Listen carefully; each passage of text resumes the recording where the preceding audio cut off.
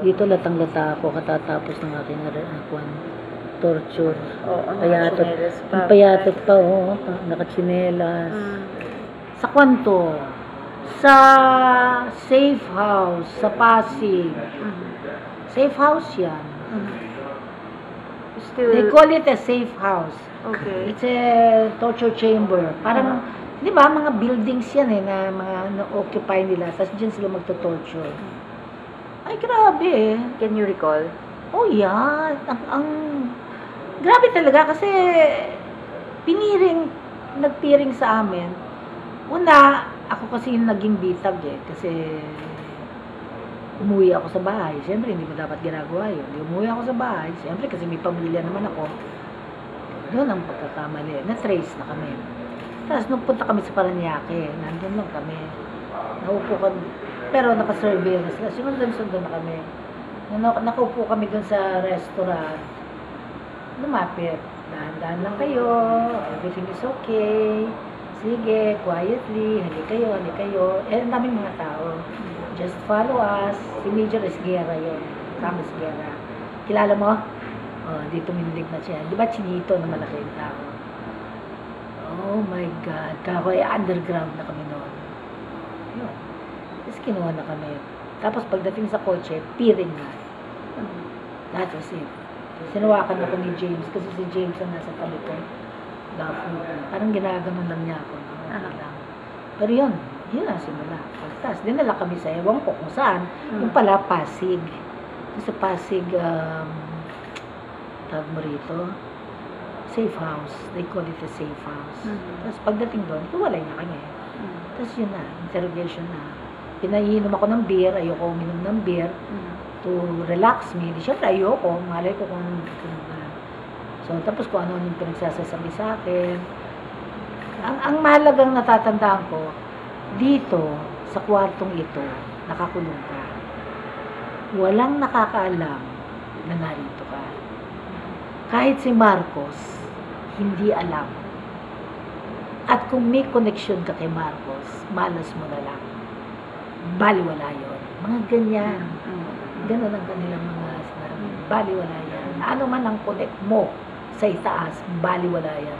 Kumbaga, sila yung naghahari. Parang, we are our own kingdom and we can do anything that we want to you. Not even the government knows that you are here. That was the message before they started torturing. Then they started torturing. They started with yung candle wax. No, binubuhusan nila ako ng candle wax. So they light it up. Siyempre mainit naman yun, ano? Pag binubuhos sa katawan mo, ouch! Ouch ako ng ouch. Tapos sabi na, yan, hindi ko makalimutan. Ouch!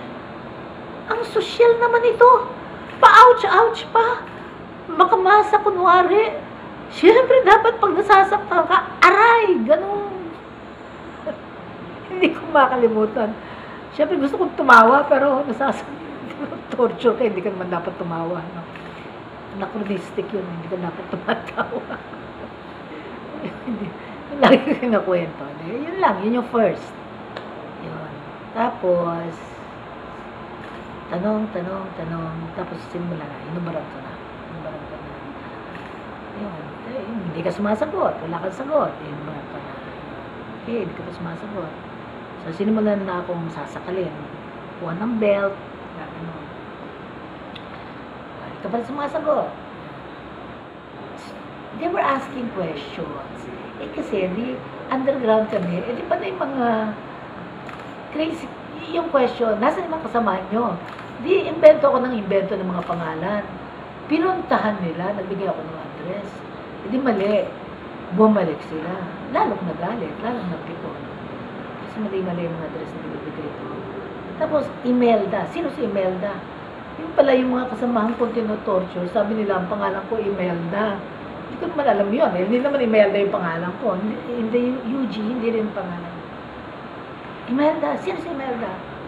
Imelda Marcos! Di lalo na ako sinaktan. No? Bakit ko rin sinasabi Imelda Marcos? Mga ganyan. Then after that, what happened? Then after that, the next thing I know, patindi na ng patindi yung kanilang torture. You forget the hours matagal yan nadang questions. Tapos hiniganan nila ako.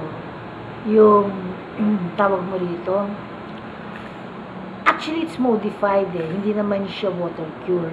Kasi sa mga lalaki, water cure. Halimbawa sa lalaki, mas grabe. Sa lalaki, susunugin nila yung balat ng sigarilyo. Ako, tinutuluan lang nila ako ng wax. So, mas madaling hindi nasusunog yung balat ko, sasaktan ako. Tapos yung water cure, kumuha sila ng trapo nila, puro tubig. Kasi gagawin na sasakmaan na sa'yo. Di syempre hindi ka makahinga. So, puro tubig yun. Pero hindi nila binubuhos yung tubig. No? Kaya mas malubha ang lalaki. Yun nakagano lang. So, hindi ka makahinga. Tapos, tanong ng tanong. Alam mo, wala yan yung, siguro, alam mo, spiritual force na siguro yun. They keep your mind alert. Hindi ka nila pinanghihina mentally. Kasi naiisip ko. So, ang naiisip ko, ang tanga-tanga nila. Lumalaban pa rin Ang tanga-tanga nila. Tanong ng tanong sa akin, paano ko kaya silang sasagutin? May takip yung aking bibig. Sana alisin nila yung takip ng bibig ko para makasagot ako sa kanila. Yun, basta naglalaro sa utak ko yun. It keeps you alive, di ba? Yung mga gano'n, you argue, you're in pain, but you continue to argue. And that keeps you alive, that makes you survive. Tanga-tanga nila. Pero yung gano'n. Tapos, after they remove that, magpapanggap akong namamatay ako. Para sa gano'n, they will, parang hindi lang ako masusuffocate. So, di ba tense ka di ba?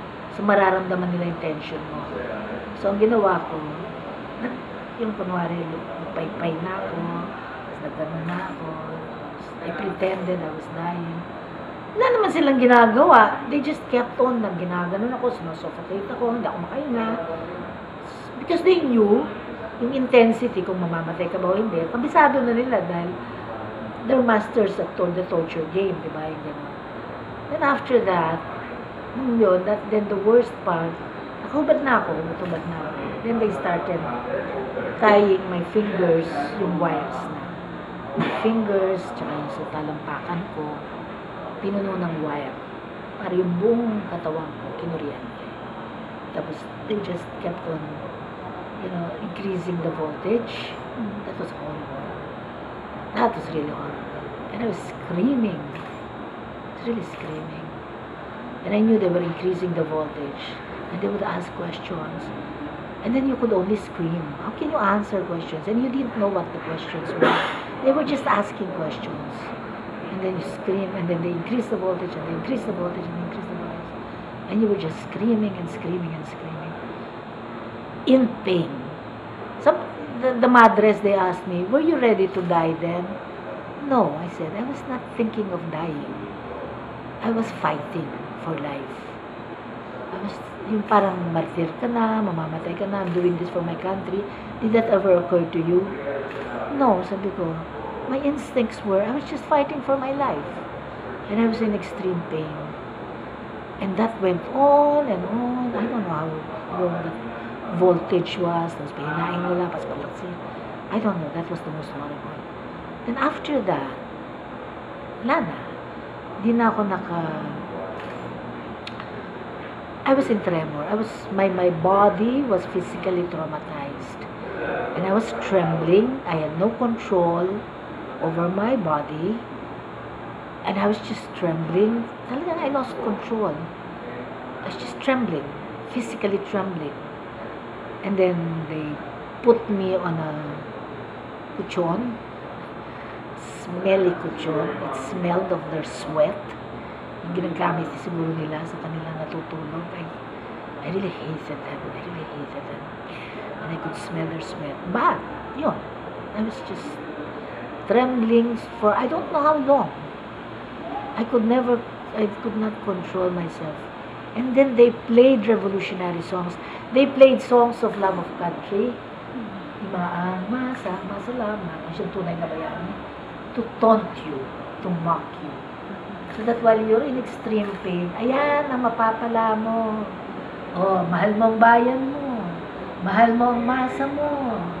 Naglilingkod ka sa masa mo. Ayan ang mapapala mo. Yun.